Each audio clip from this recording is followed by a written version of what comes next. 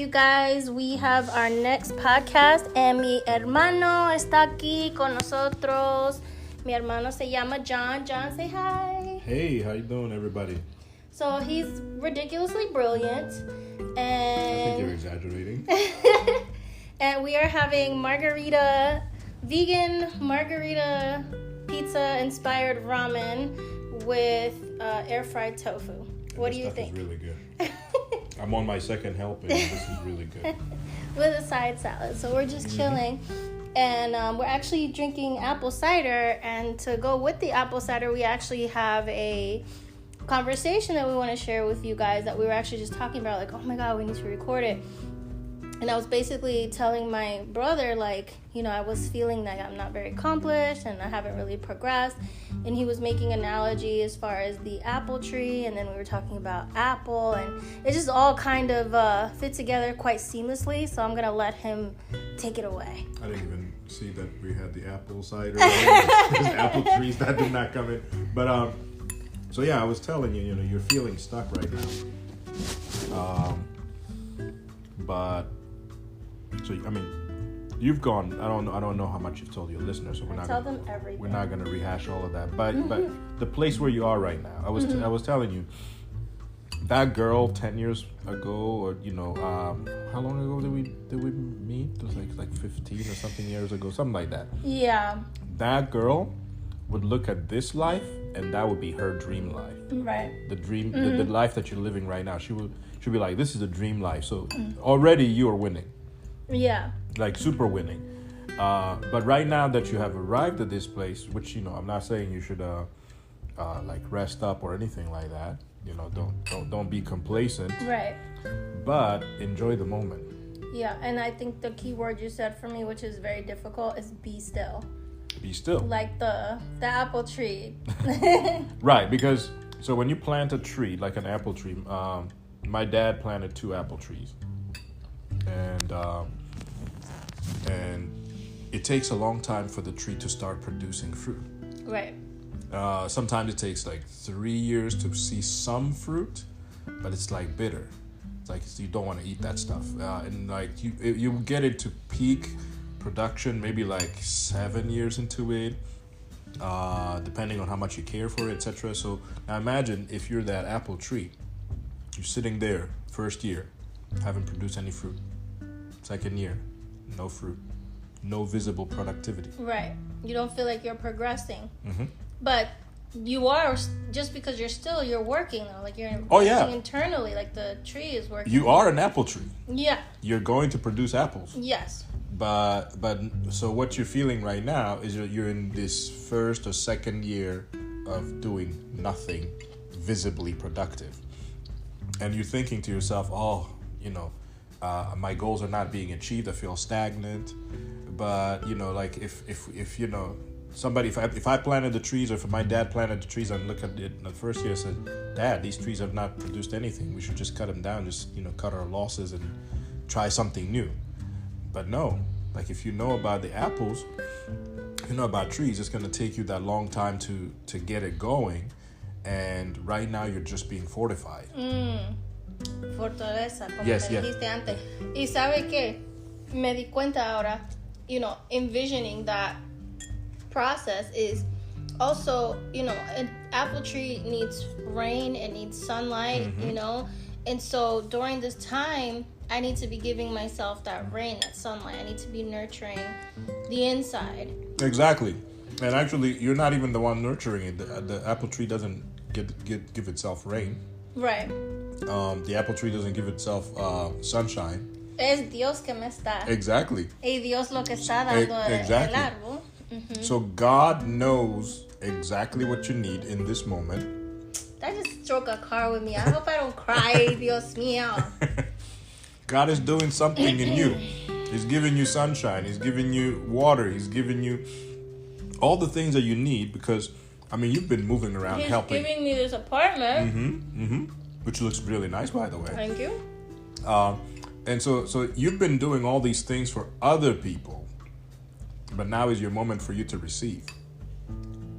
Yes. Because, yes, you will be producing those fruit. You know, so you were talking about when you were at Play Safe, I think that's one you mentioned. That was counselor or Polanco's when I taught. When you taught people, when you like you know. being able to help others, like really holds a lot of value for me. It makes me feel like I'm worthy, like I'm doing something. And like I'm a efficient member to society, I guess. Right. And I was asking you, like, it's like some, we were talking about how you haven't been trained to sit still. Sit still, yeah. Yeah. And the part of the reason that you don't know how to sit still is because two things. One, you have an inflated sense of self-importance. Yes. Mm-hmm. I'm sorry. I have to keep you doing this. Yeah, it's like, well, the fifth time you say that to me. You better be glad you're my brother. Well, of course. I got to do that for you. I'm your big brother. Who else would do that for you, right? ¿Verdad? But so you think that one, you're doing these things to show that you're worthy. You said that you like to show that you're worthy, and then the second thing is you think that if you don't do it, then the world is over. Yeah, literally the end of the world for me. It's like all or nothing, which is, that's just me. But here's the thing, though. Like, this is something that I hadn't even planned to talk about today, but that you are significantly insignificant, and you are also insignificantly significant. Okay. Yes, I know. It's like mine just feels like a Rubik's Cube right now, like trying to find the colors. So, in the universe, if you think about how small we are in the universe. Like a speck, not even. Not even. Like, if you look at the size of the universe, we are invisible. Right. And yet, we matter. We are significant. So, we are insignificantly significant because we are so small, and yet we matter. And then now, I mean, some people don't believe in God. I believe in God. Me too. And the fact that God cares about me, and even if you don't believe it in the sense of like salvation or whatever it is, but the fact that I exist, and that's not an accident. That why did I need to exist? Right. With the size of me compared to the universe, there is nothing that I'm contributing to the universe right now. Right. And yet I exist. Because God decided I should. Which makes me kind of feel special. Which makes you special. Yeah. And now watch this. The other part is like... it makes me feel worthy. And that's the only place where you find your worth. You don't need to do anything at all. I'm going to re-listen to this podcast every time I get depressed. Listen, you don't need to do anything at all. Just the fact that you exist is already, boom. I like that. So now the other side is, as big as we think we are still specks of dust. So we don't really, if I look at it from the evolutionary perspective, where there is no God, there's no overarching experience. It was the Big Bang. Yeah, so now the fact that I'm here doesn't matter at all. Like, does not matter, which means I'm very insignificant. Then why bother? Exactly, why bother? So, you could choose to think of yourself as very insignificant, or you could choose to think yourself as, even though I'm a nothing, but I matter infinitely. Right. I get what you're saying. Yeah. So I choose to look at it from that perspective, because otherwise it's depressing. It's like, you just, why even take a shower? Why get up? Why eat? Why cook things that taste good? I think, and I think that's like a beautiful way of putting it. I definitely couldn't have put it in such an eloquent way. I tend to need to like break things down for me to understand them in like kindergartner concept. So the way that I'm interpreting what you're saying is like, I have worth because my life has meaning, right? And I choose to live my life in a meaningful way. And how do I do that? By creating beautiful moments. For example, this what we're having right now, nourishing our bodies, talking, sharing time and space. And that should be considered, to me, I consider that productivity and progress. Even though it's being still, I feel like I am worthy and I'm part of something. Right but now. even if you don't feed me, you're still gonna be my sister. Right. You know, so I mean, by the way, I love the food. Y'all should try this. But we've hung out without the food before. Well, when I say feeling worthy, it's not like cooking for you, but just having that community, I guess. Mm-hmm. Feeling part of something. That doesn't necessarily mean I have to teach kids or I have to. It's just being in the same energy with someone else who appreciates a meaningful life. Yep. Just be still.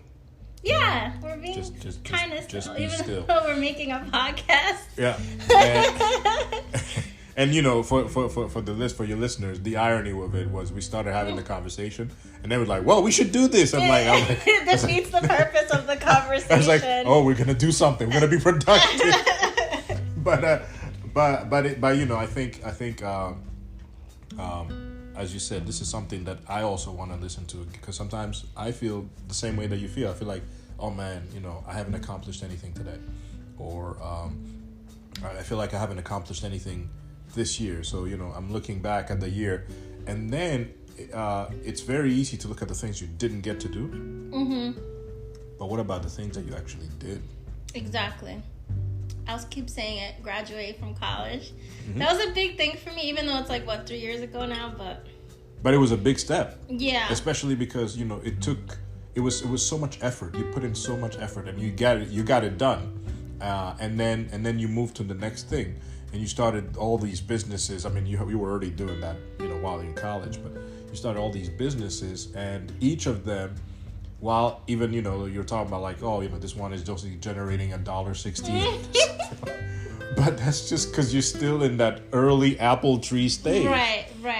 Because watch this, there's gonna be a time when you start producing the fruit, and when you do, the whole neighborhood is gonna know. Like what happened to my dad's apple tree.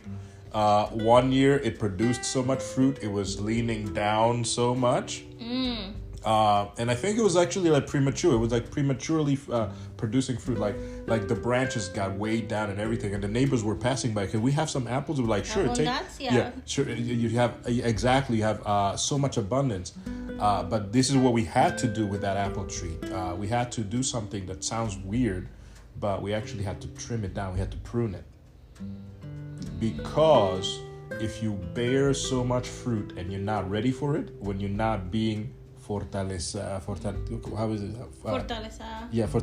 You're not fortified enough. Mm-hmm. Then you will kill yourself. Dang. That apple tree was gonna split in half because of the fruit that it was. You have there. to know when to let go of things. Mm-hmm. And I think that transitions so beautifully into the other thing that we slowly started talking about. As I get older, I've been learning more and more about myself. And I do realize that not only do I constantly feel the need to produce, but I'm also an overthinker. And we were talking about how to simplify. Mm-hmm. You know, I thought if I simplify my life by being a minimalist, removing things, that would allow me to be still and in turn enjoy my life a lot more. So that pruning that you're talking about. Mm-hmm. Because if you carry all of that stuff with you, especially, you know, success could be as dangerous as failure. Yes, of course. So you become successful, and now all of that success weighs you down because you were not ready to handle it. But if you've learned this, you know, I love this thing you're doing with minimizing, cutting things back, not being cluttered, and just enjoying the space as it is. Yes. So that should be the same thing as your brain. My brain is hoarder. It hoarders memories, it hoarders worry, it hoarders stress. So it hoarders things that's not even like in the picture yet. So, not even in the picture yet. Oh my goodness. So if the way you have been doing to your space, mm-hmm. your physical space, start doing the same thing to your mental space. Little by little, it takes a long time. Yeah, because I'm like... No. I know. Listen, I remember things from when I was 2 years old or something like that. Wow. Yes, but it's like some of those things, it's not that you have to forget them. It's just that you give them the proper place. Right. Organize it. Exactly. And so you learn the lessons from them, but you don't have to keep them, especially if it's like duplicates. Yeah. I agree with that, like, for sure. How many duplicate heartbreaks do you need to have in order for you to know that? I think, like with mommy, mm-hmm. that was a lot of duplicates for a long time. Mm-hmm. And now it's just one memory. And it's just the memory of who she was. For example, I am thoroughly living in her memory right now for so many things. Talking about the apples, having apple cider, and then mommy everything with the is applesauce. connected today. Oh my goodness! You know, so it's like I feel like my mom is with us, and so I take who she was and I put it in light as opposed to constantly reminiscing or having duplicates of her loss. Yeah. You ever tell your listeners about how we usually celebrate with that applesauce? No, I'm bringing it up now. I know. Yeah. You're just bringing back some memories. But the fact that our and you know, I never actually used to do applesauce. Really? No, not before that. That's I never was into applesauce or everything. But for some reason, like that day at the hospital, she was like, she was eating some applesauce. I think she shared some with me. You guys share some with me, and then you're like, that was it. So now, from now on, every time I see applesauce, I think of her. It's awesome. Yeah. I think we should title this podcast "Apples." Apples, or something has to do with apples here. Cheers. Oh my goodness, yes. I think that's great, and then like going back to what you were talking about with the apple and the fruit of the tree, and using that terminology and actually going into the corporate world with Apple. Mm-hmm. The manufacturer, we were talking about how they've kind of come into this streamline where you're not doing anything unless you're visibly producing something. Oh yeah. Oh, so we were talking about how in this culture, in the Western culture, especially in the U.S., yeah, you're not considered to be doing something if you're just sitting there. Yeah. So like I was telling you, how for my brain, I have to actually think something through before I physically start doing it. Yeah. Now, I've built some really cool things, but I have to really visualize it in my brain and see it, like see the whole thing, the process. Now, I might do something different, but I have to take that time. Unfortunately, in the way that we work today, that time of creativity, of creativity that has no visible productivity. Yes. We don't do that anymore. So you're always supposed to be doing something. You're doing something, and you're like, if you're sitting there, you're thinking, you're daydreaming about this project that you have to do. Your bosses are like, oh, you're not doing something, so they give you another project, which means it takes away from their creativity. Yeah. And so I was saying how Apple, when they made that first iPhone, they took their time. They went, they imagined, they dreamed, they tried in secret without producing, a beta version of it. Without producing another S version of it. Mm-hmm. There was no S version for the first one. So, but then eventually they got stuck into this market of you have to always be producing. So now they produce something and they shift. And like not only that, but like they'll produce something every year, but they'll produce 3 different versions. Like now it's like the Pro, Pro Max, regular, like, and it's just, and there's not much difference. There's not much difference of it, and the cameras are still crappy and whatever. Then they just shifted around. You have 3 of them instead of 2. Yeah. But it hasn't really, and then watch you drop that phone once though, it's gone. Like I had one of my students is like, Mr. John, I have an Android. He just threw it on the floor, like threw it on the floor, and he picked up the Android and just kept using it. I'm like, I can't do that to my phone. Yeah. Actually, he told me like, you can't do that to your phone. So I wish that like those companies would actually take that time, like that apple tree to grow. Like Apple is no longer functioning like an apple tree. Actually, you are right next to something that is a dinosaur age and still works. Oh my Still goodness. works. I am looking at an old, what is this? I was considering. What is this, an old MacBook? This is from 2000. Oh my goodness. I had just turned it on a couple of days ago. Uh-huh.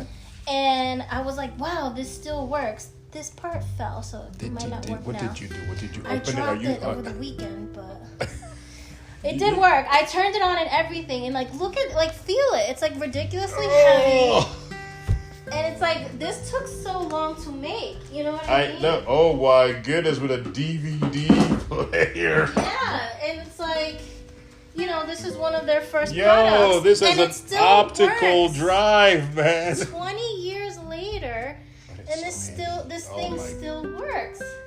They don't even do this color anymore. No, they don't do that. This is the white one. So, I think that's quite interesting. Yeah, but that's the thing though. Like when it still works 20 years later. But you can't do that to the new ones though. No, I think. I mean, I don't have a new one, but from what I've heard, like after like maybe 2 or 3 years, it's a goner. It's pretty much done. You know what? I feel like Apple's gonna hate us for this. They're gonna be like, these people tell me. But no, so for real though, like if Tim Cook is listening to this one, you hear it's turning on. I know, I remember that sound. Yeah. So if they're listening out there, please go back to the days when you used to make something really beautiful. Yeah. Matter of fact, like we should all do that. Like go back to the take the time to wait. Mm-hmm. Wait, and let God do His thing in you, because when you're done being fortified, oh man, when those apples come, you will have applesauce, apple cider, apple cider vinegar. Apple cider vinegar. You'll be forget eating. Bragg's. Yes, exactly. That's right. So, how would you like to end our amazing podcast? I'd say, you got this, baby girl. Oh, thanks, You got girl. this. Don't worry, because going back to mommy, so might get sentimental, but going back to mommy, like I remember she called me that night, like we're leaving the hospital. She said, take care of my baby girl. Oh. So I've watched you grow from that time, and it still is my honor to watch you grow. And like I told you the other day, you've been an inspiration to me. You're thinking like, oh, I don't do anything. I was like, no, you've been an inspiration to me. You started, how many businesses do you have now? I don't know. Exactly, we stopped counting. So you had the dance. Mm-hmm. Okay, you did the meal preps. You do the podcast. YouTube. You do the YouTube. And then you started the cooking, the healthy cooking. The vegan stuff. The vegan stuff. And then, I was like, y'all, I introduced this girl to vegetarianism. And now she's teaching me, I'm not that good about this stuff, but she's teaching me all of this stuff. So, I'm always thinking of like, oh my goodness, you're my baby sister, but I still look up to you. Oh, thank you. I really appreciate that. And, I look up to you. You guide me so much. And, I mean, throughout the years, you've really been, just an amazing supporter. And it means a lot. Check this out. Your computer clock is set to 2008. Oh, man. Wait, is it going to work? Wait. I'm sure I can exit out of it with the teclada, no? You gotta have to fix that trackpad. Bam. Mira, trabaja. Mira, que trabaja así. Oh wow. It still works. Well, it's a project. Fix it back up. Fix it back up. Oh my goodness. So, all right. I think this was a great podcast. I hope to have you on again. And until our next one. Bye-bye. Bye. Take care.